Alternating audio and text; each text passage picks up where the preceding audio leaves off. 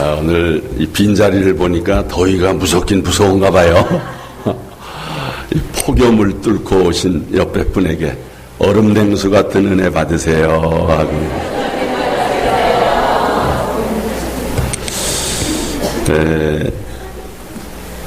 오늘 본문 말씀은 예수님께서 말씀하신 천국 비유 말씀 가운데 감추인 보화 비유입니다.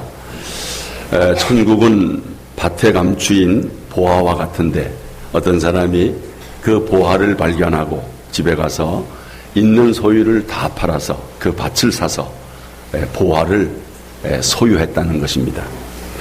이 비유를 이해하려면 2000년 전에 성경이 기록된 배경을 이해해야 합니다. 당시는 재물과 보물을 관리하는 방법이 오늘과 달랐습니다. 오늘날은 현금이나 보석들을 은행이나 금고에 맡겨 보관합니다. 그러나 옛날에는 은행도 없었고 금고도 없었기 때문에 항아리 속에 보물을 넣어서 땅 속에 묻었습니다.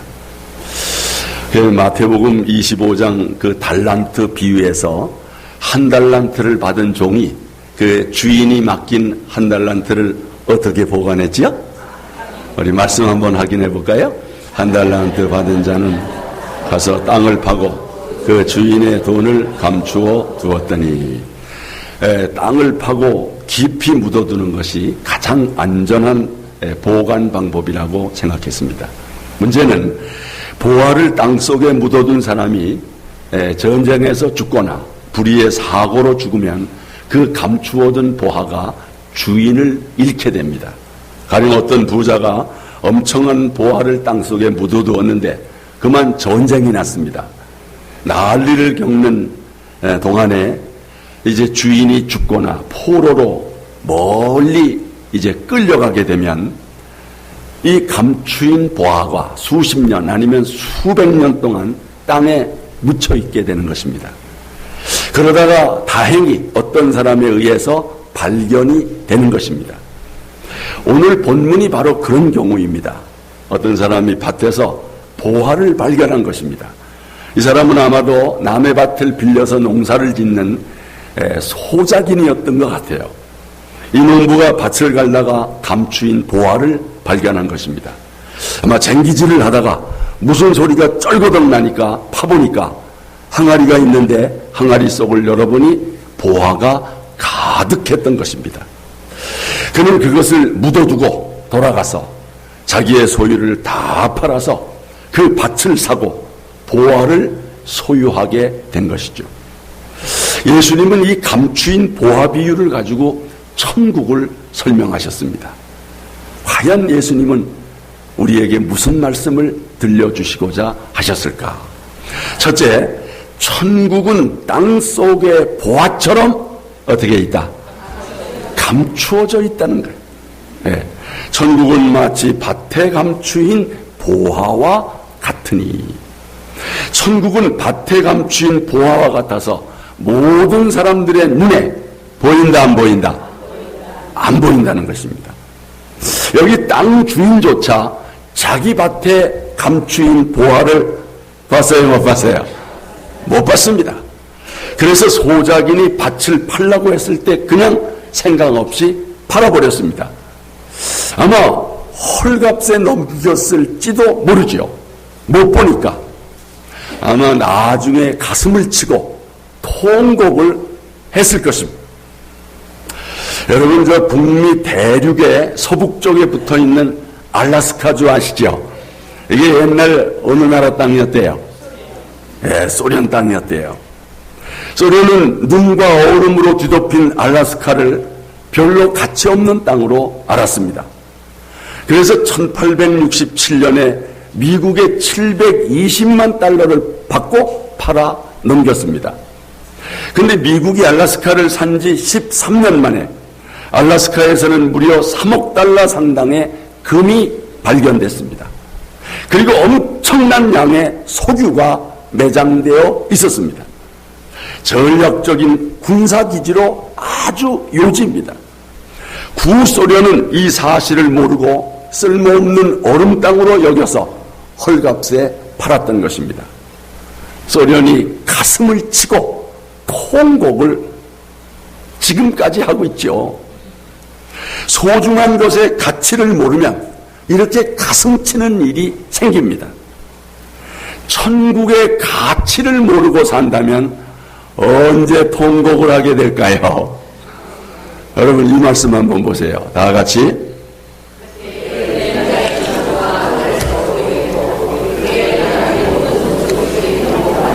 그들의 인자가 구름을 타고 능력과 큰 영광으로 오는 것을 보리라. 아멘.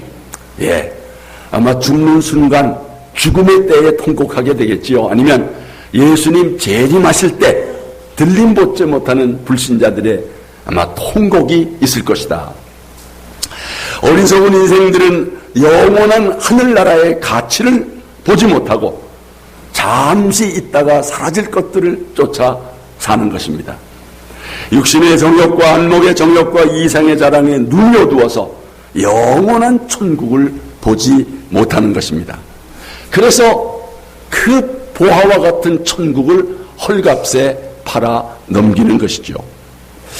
예수님 당시의 바리새인들과 서기관들은 천국의 비밀을 알지 못했다고 했습니다. 천국의 비밀을 아는 것이 그들에게는 허락되지 아니했다. 오늘 본문의 밭주인처럼 자기 밭에 보화가 있었지만 전혀 알지 못한 것처럼 예수님 말씀입니다. 앞에 보시고 다 같이 대답하여 이르시되 천국의 비밀을 아는 것이 너희에게는 허락되었으나 그들에게는 아니 되었나니. 아멘. 감추어진 천국의 비밀, 예수님 제자들에게는 허락되었으나 바리새인들과 서기관들에게는 허락되지 아니하였다. 그러니까 제자들은 땅속에 보화와 같은 천국을 발견한 것입니다. 그래서 하나님 나라를 소유할 수 있었던 거죠. 여러분, 이 밭에 감추인 보화, 뭘 의미하겠습니까? 예수님이 보화입니다. 천국, 예수 그리스도, 그리고 천국을 가리키는 것입니다. 공생애를 시작하시면서 예수님이 처음 선포하신 메시지가 뭐였죠? 회개하라, 천국이 가까웠느니라. 네. 죄를 회개하고 예수님을 믿고 영접할 때 천국이 임하는 것입니다. 보화를, 천국 보화를 얻게 된다는 것입니다. 그러면서 많은 사람들이 예수님을 믿지 않았습니다. 예수님을 거부했습니다. 예수님 안에 있는 천국의 비밀을 깨닫지 못했습니다. 예수님이 주시는 떡은 받아먹고 육신의 병은 고쳤지만은 정작 천국의 비밀을 깨닫지는 못했던 거지요. 특히 12제자 중에 한 사람이 가룟 유다, 천국의 비밀을 깨닫지 못한 자입니다. 그는 예수님을 은 30냥을 받고 팔아버렸습니다.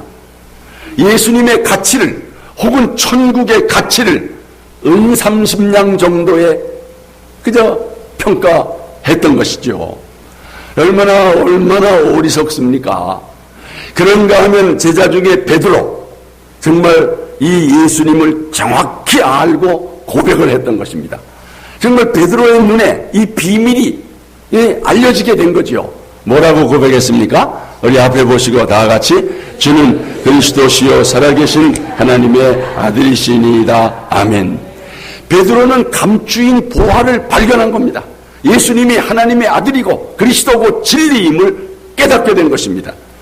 이것을 알게 하신 이는 누구라 그랬습니까? 하늘에 계신 하나님 아버지십니다. 바리새인들과 서기관들이 발견하지 못한 천국의 비밀을 또 깨달은 사람이 있습니다. 누군지 아세요? 이 말씀 한번 보세요. 다 같이 내가 진실로 너희에게 이르노니 세리들과 장녀들이 너희보다 먼저 하나님 나라에 들어가리라. 잘났다는 바리새인들, 서기관들은 천국의 비밀을 알지 못했지만 손가락질하는 죄인, 세리, 창기들이 오히려 천국의 비밀을 깨닫고 천국 백성이 되었습니다.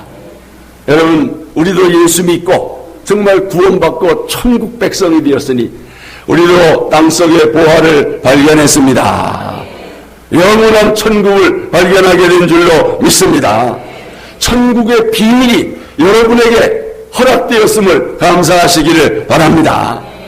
다른 사람들, 잘난 사람들, 많이 배운 사람도 천국의 비밀을 알지 못하는데 우리 같은 사람이 이 천국의 비밀을 알아서 땅속에 묻힌 보화를 발견한 이런 놀라운 은혜를 받았으니 감사 찬양합니다.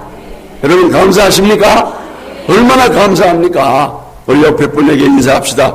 횡재 만났습니다. 횡재 만났습니다. 이보다 더 큰 횡재는 없어요. 여러분 그래요 안 그래요?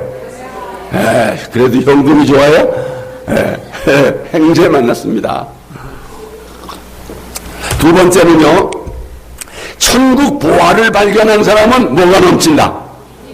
뭐가 넘친다고요? 기쁨이 넘치지요. 오늘 본문 44절 다 같이 천국은 마치 밭에 감추인 보화와 같으니 사람이 이를 발견한 후 숨겨두고 기뻐하며 돌아가서. 여러분 한번 상상해 보십시오. 땅속에 묻혀있는 보화를 발견하고 그 사람이 얼마나 기뻐했을까요? 얼마나 기뻤을까요?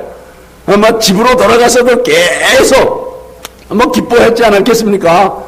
정말 항아리 속에 그 번쩍번쩍거리는 보화, 그 보석 덩어리를 생각하면 저절로 기쁨이 나고 정말 신이 나지 않았겠습니까? 이게 꿈인가 생신가 자기 살을 꼬집어 봤을 거 아닙니까? 세상에 이런 기쁨이 어디 있겠습니까? 아마 값을 치르고 나서 그 밭을 사고 나서 아마 기쁨이 더했겠지요. 성도 여러분, 우리가 예수 믿고 구원받고 천국 백성이 됐을 때 이런 기쁨이 임해야 합니다. 여러분 보화를 발견한 것보다 더 큰 기쁨이 예수 믿는 여러분의 마음속 깊은 곳에서 솟아나야 합니다. 정말 예수가 진리이고 예수가 나의 구주이심을 믿게 될 때, 정말 천국을 발견했을 때에 여러분에도 이 기쁨이 충만하시기를 축원합니다. 예수 믿는 사람은 감추인 보화를 발견한 사람입니다.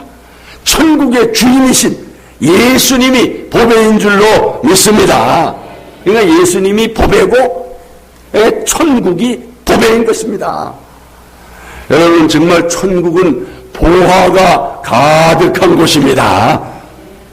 사도 요한이 반모섬에 유배 갔을 때 서울에서 천국 구경을 했습니다.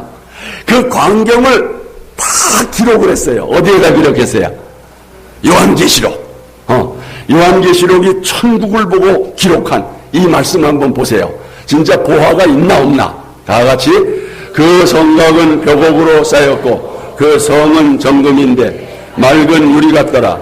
그 성의 성곽의 기초석은 각색 보석으로 꾸몄는데 첫째 기초석은 벽옥이요, 둘째는 남보석이요, 셋째는 옥수요, 넷째는 목보석이요, 다섯째는 홍만호요, 여섯째는 홍보석이요, 일곱째는 황옥이요, 여덟째는 노곡이요, 아홉째는 다만옥이요, 열째는 비치옥이요, 열한째는 청옥이요, 열두째는 자수정이라.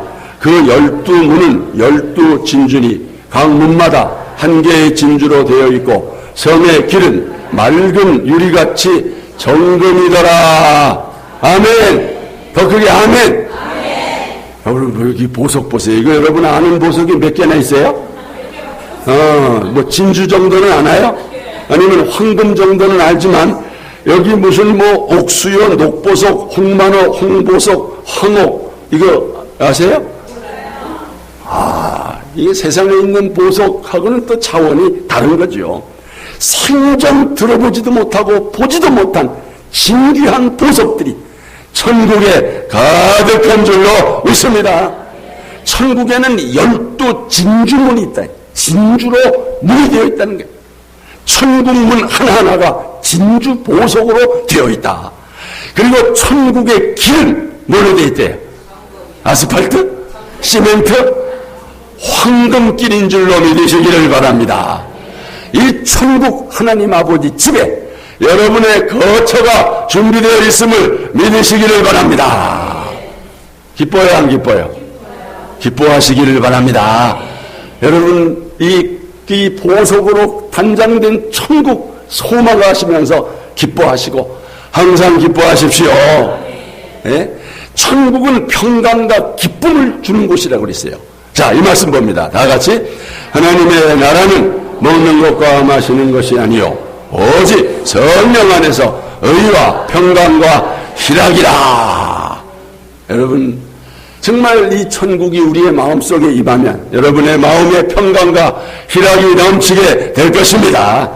정말 샘솟는 기쁨이 솟아나는 것입니다. 예수 보화, 천국 보화를 발견한 성도는 이 기쁨이 넘치게 됩니다. 그래서 우리가 이 찬송 부르잖아요. 오, 이 기쁨 누가 주셨어요? 주님 주신 거. 오, 이 기쁨 주님 주신 거. 오, 이 기쁨 주님 주신 거. 주께 영광 할렐루야 주만 찬양합니다. 그런데 여러분, 이 기쁨은 누구도 빼앗을 수 없다고 했어요. 이게 진짜 기쁨입니다. 우리 말씀하긴 합니다. 다 같이. 지금은 너희가 근심하나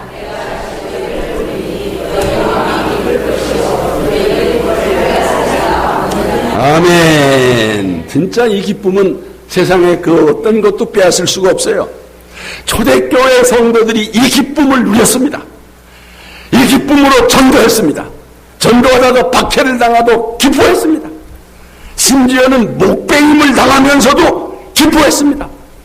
정말 천국의 기쁨을 소유한 사람은 죽음도 두려워하지 아니했습니다. 정말 여러분도 세상에 빼앗을 수 없는 이 기쁨이 충만하게 되시기를 축원합니다. 천국의 보화를 발견한 이 기쁨이 있으면 이 세상 것들의 연연에 살지 않습니다. 물질적인 것 때문에 다투지 않습니다. 얼마든지 양보하면서 삽니다. 왜요? 저 하늘 소망을 가지고 있기 때문에. 천국의 보화를 소유한 사람은 이 세상에서 사는 태도가 달라요. 여러분, 두 소녀가 바닷가에서 조개를 줍고 있었습니다. 앞에 갑자기 눈앞에 예쁜 조개가 나타났습니다. 순간 두 소녀의 손이 동시에 그 조개를 덮쳤습니다. 그리고 서로 자기 것이라고 주장했습니다. 결국 힘이 센 소녀가 차지하게 됐죠. 두 아이는 토라져서 서로 말도 하지 않고 헤어져서 계속 조개를 주었습니다. 그러다가 예쁜 조개를 차지한 아이의 눈빛이 갑자기 빛이 났습니다. 왜요? 진주 조개를 발견한 것입니다. 너무나도 기뻤습니다. 그리고 그는 친구에게 찾아갔습니다. 방금 전에 빼앗은 예쁜 조개를 친구에게 줬습니다. 진주를 발견한 소녀는 기꺼이 그 예쁜 조개를 친구에게 양보할 수 있었습니다. 여러분, 천국 보화를 가진 자는 이렇게 마음이 넉넉합니다. 천국 백성인 우리도 이렇게 넉넉한 마음을 가지고 살았으면 좋겠습니다. 여러분, 사실 천국을 소유한 사람은 누가 뭐래도 상처를 잘 안 받아요. 물론 상처를 주지도 않지요. 아니, 기쁨을 가진 사람이 누구에게 상처를 줍니까? 그리고 웬만해서는 상처를 받지 않습니다. 이런 사람을 가르쳐서 자존감이 높다고 그래요. 자존감이 높다고 그래요. 그 반대는 자존심이에요. 근데 여러분, 이 기쁨을 가진 사람은 자존감이 높아져서 옛날 자존심을 그냥 다 녹아버렸어요. 자존심조차도 없게 되는 거죠. 여러분 어떻습니까? 자존감이 높습니까? 아니면 자존심이 셉니까? 옆에 분에게 한번 조용히 물어봐요. 자존감이 높아요? 자존심이 세요? 그럼 우리는 자존감이 높아야 합니다. 부자란 말이에요, 부자. 천국의 보화를 가졌기 때문에 누가 뭐래도. 여러분, 어떤 사람이 여행 중에 자기 친구 집을 방문했다고 합니다. 때마침 친구 부부가 파티에 참석하려고 막 준비를 하고 있었어요. 친구 부인은 귀부인답게 품위 있는 파티복에 눈부신 이 목걸이로 장식을 하고 있었습니다.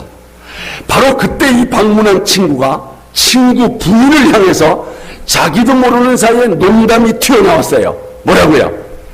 아니 그렇게 차려입으니 가짜 목걸이도 꼭 진짜같이 보입니다. 친구는 자신의 농담이 채 끝나기도 전에 아이고 내가 큰 실언을 했구나. 아니 파티에 참석하려고 정성껏 가꾸고 있는 친구 부인에게 가짜 목걸이 운운을 했으니 여러분 이런 신뢰가 어디 있습니까? 그래서 미안해하고 있는데 여러분 웬일입니까? 친구 부인은 아무렇지도 않게 아주 밝은 표정으로 한바탕 웃으면서 하는 말, 아니 목걸이가 가짜인 것을 어떻게 알았어요?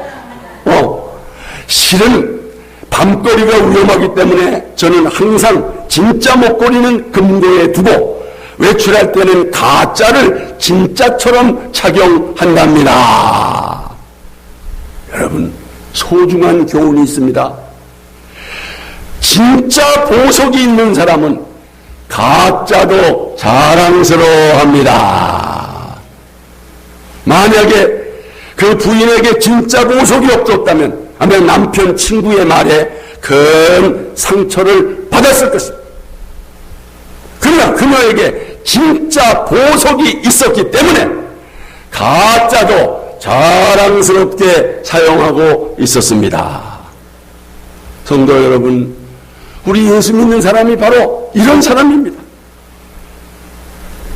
우리 예수 믿는 사람은 진짜 보석을 소유한 사람인 줄로 믿습니다. 그러니까 다른 사람도 다 소중해 보이는 것입니다. 그래서 항상 기뻐하고 감사하면서 사는 것입니다. 넉넉한 마음을 갖는 것입니다.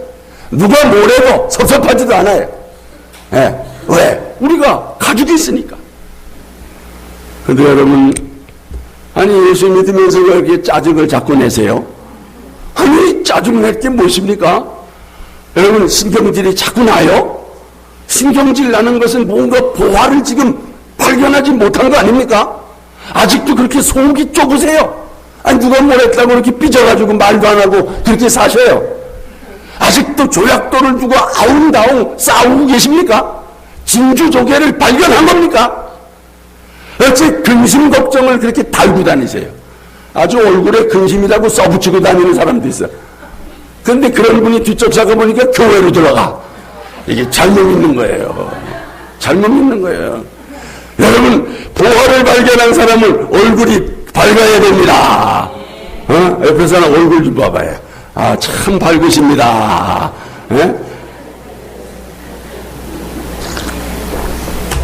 아니 예수 보화를 발견했는데, 아니 천국 보화를 발견했는데 왜 이렇게 궁상맞게 사십니까? 좀 얼굴도 좀 밝고.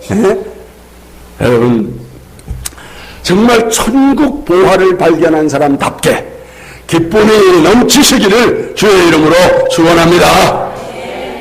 한 가지 더, 천국을 소유하기 위해서는 어떤 희생이라도 치러야 한다는 거예요. 여기 보화를 발견한 사람은 자기의 보화를, 자기 소유를 다 팔아서 보화가 묻혀있는 밭을 샀습니다. 자기 소유를 다 팔아 그 밭을 사는데 아까웠겠어요? 안 아까웠겠어요? 안 아까워요. 왜? 보화를 봤거든요. 그리고 보화를 발견한 사람은 절대로 그 보화를 포기해요? 안 해요? 안 하죠. 왜? 보화를 봤으니까. 무슨 수를 써서라도 그 밭을 사서 보화를 소유하게 됩니다. 자기 소유를 다 팔아서 돈이 모자르면 어떻게 했을까요?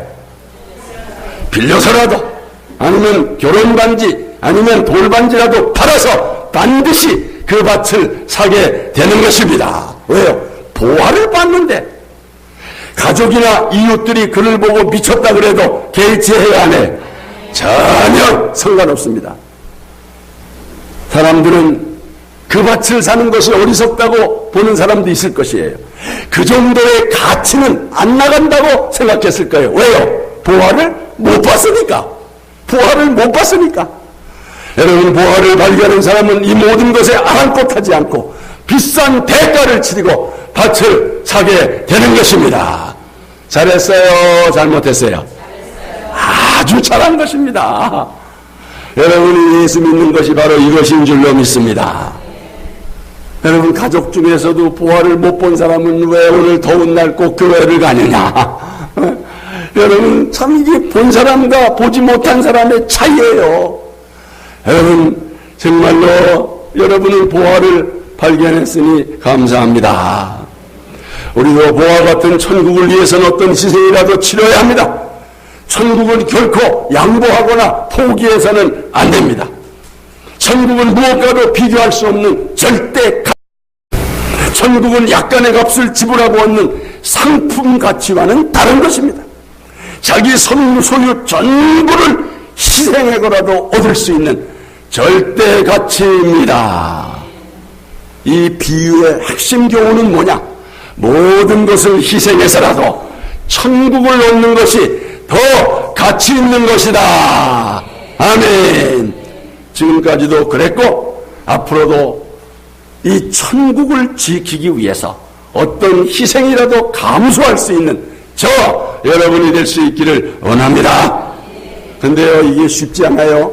마태복음 19장에 보면 영생의 천국을 얻으려고 온 청년이 있었잖아요.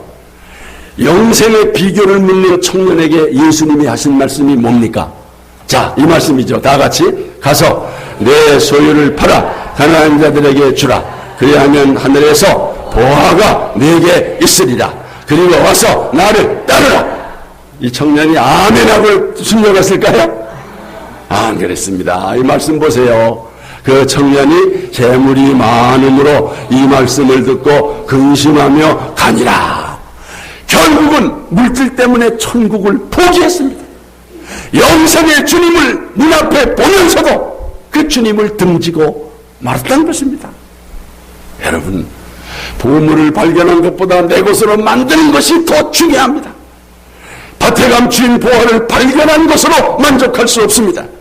자기의 전 재산을 팔아서라도 그 밭을 사야 보화가 내 소유가 됩니다. 영성과 헨리 나우엔의 말, 너는 보물을 발견한 사실에 기쁨을 느낄 것이다. 그러나 보물을 발견했다고 해서 내 것이 되는 것은 아니다.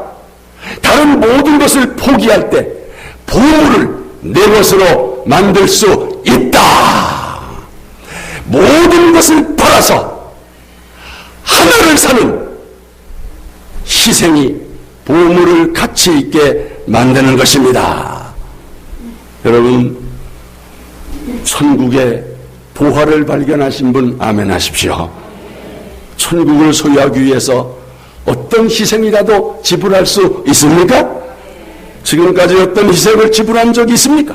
앞으로도 천국 보화를 위해서 어떤 희생도 어떤 대가라도 지불할 마음이 있습니까? 사도 바울이야말로 예수님 만나기 전에 가진 것이 진짜 많은 사람이었어요. 뭐가 그렇게 많았느냐? 자, 말씀 봅니다.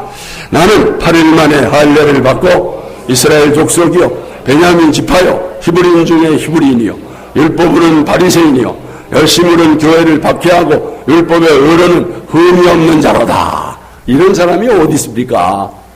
그랬던 바울이 예수 그리스도 안에서 천국 보화를 발견했습니다.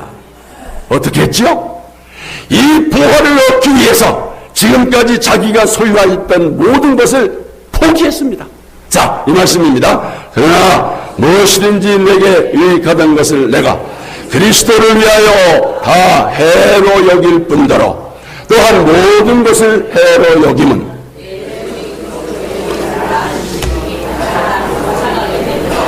내가 그를 위하여 모든 것을 잃어버리고 배설물로 여김은 그리스도를 얻고 그 안에서 발견되려 함이니라. 아멘. 다 같이 아멘. 우리도 이런 믿음을 가질 수 있기를 원합니다. 이런 은혜를 좀 받았으면 좋겠습니다. 사도 바울은 모든 것을 포기한 것만이 아니라 그토록 소중하게 생각했던 것을 배설물로 여겼던 것. 그만큼 예수 그리스도의 가치와 천국의 가치가 크다는 것입니다.